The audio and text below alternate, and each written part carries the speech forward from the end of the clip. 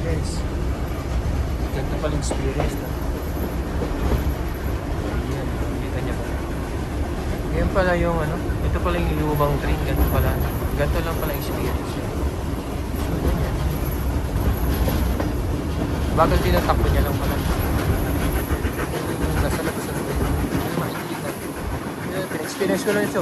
Experience ko rin kung paano yung makasakay sa lumang train ng Australia. Yun pala yung lumang railway nila. Ganito pala yun. Kung nakikita mo yan. Yan lang. Yan lang. So mga puro kahoy. Yun. Tapos ganyan. Kung nakikita nyo. Yan lang siya. So yan. Pinakita ko lang sa inyo kung paano yung gumagana yung lumang train. Hanggang ngayon pala gumagana pa rin. Sa tagal na at kalumalumaan na train na to, nagana pa rin siya. Yes. Yeah. Okay guys, thank you very much and God bless. Sana enjoy kayo sa ating binahagi kong video upload sa lumang railway ng Australia. Thank you. Bye.